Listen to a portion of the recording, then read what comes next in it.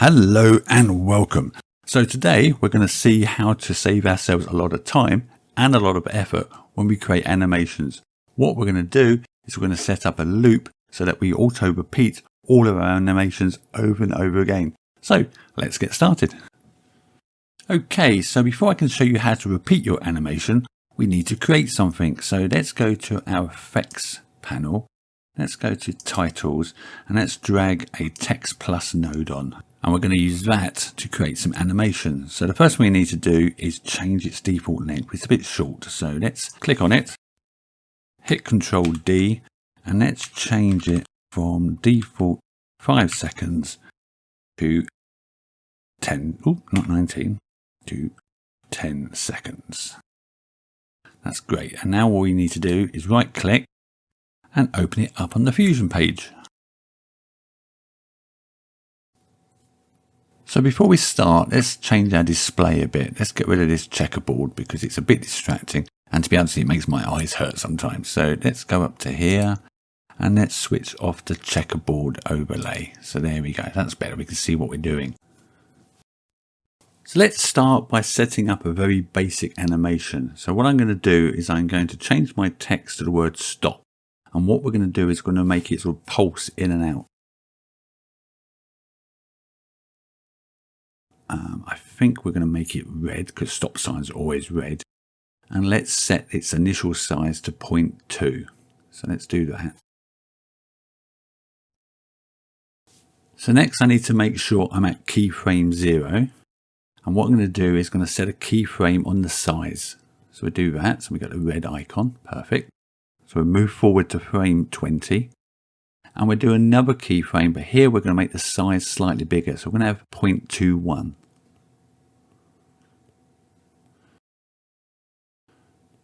And next we'll move to frame 40. And we'll put the size back to its original 0.2.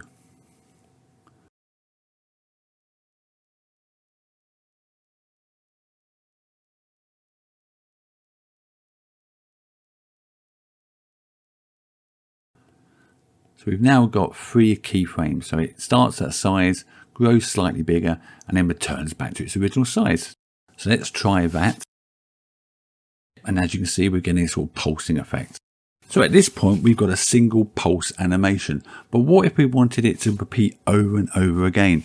At this moment, if we only use the same method, we'd have to go forward 20 frames at a time and put keyframe in and another keyframe and another keyframe all the way along the timeline, which is okay, it worked. But imagine if you wanted to alter your animation in some way or add a little bit more to it, you'd have to go back and change all those keyframes. A bit of a waste of time. So let's not do that. Let's be smart and implement a repeater. The repeat function is very easy to implement and we do it from the spline panel. So let's open the panel up now. The keyframes we want to work with may already be selected. But if they're not, you can do this by using these tick boxes on the side here. So just make sure they're ticked.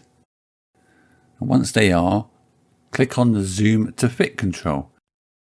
So now that we can see all of our keyframes, use the left mouse button, get your finger on it and just draw a square around the 3 keyframes so they're all selected.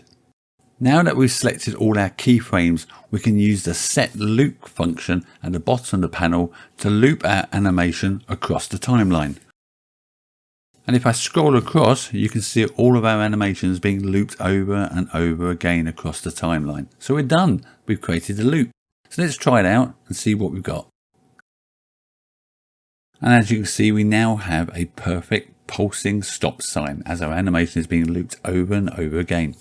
Now, if you want to remove the loop, it's very simple. You just click on the set loop control again. And as you can see, all of the looping keyframes are just instantly taken away from the timeline. And we're back to where we started.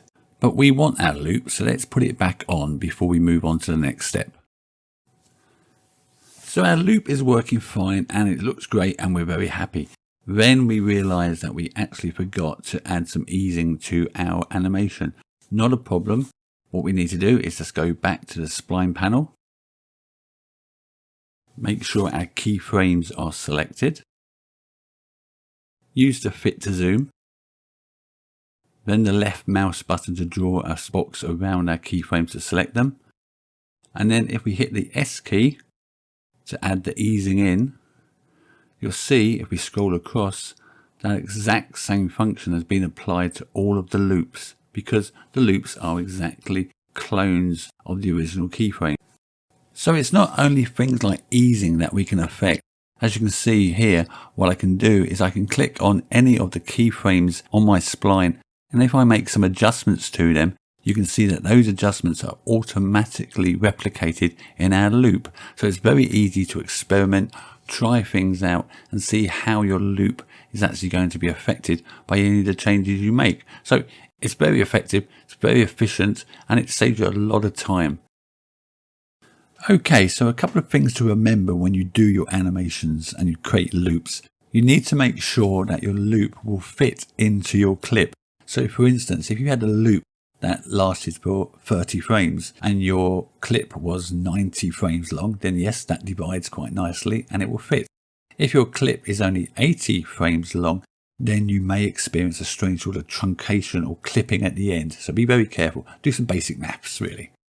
The second point is when you come to create your animations, you must imagine it as a loop. So for instance, if you created an animation that went from size 0 to size 100 and then looped it, you'd get a strange sort of truncation or jaggedy jump at the end, because it would go from 0 to 100 and then straight back to 0 again.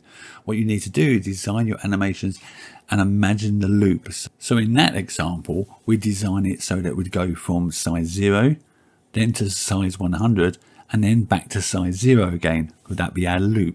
And that would cycle around quite nicely. 0, 100, 0, 0, 100, 0. And I hope you get the idea. So just have a little think about it when you create your animations and imagine how it would look once it's looping. So up to this point, we've kept it very simple. We've just looped one control, the size. But don't be afraid to mix and match them. And you could keyframe 2, for instance. So size and rotation are really good examples where you'd have keyframes on 2 different settings and you can loop both of them or one or the other. So here's a quick example just to finish off where we're using 2 sets of keyframes and we're looping them together. So I hope you enjoy this one. I'm just going to work through the example as there's nothing new to learn. It's just a different way of doing things. And I hope you get some inspiration from seeing it.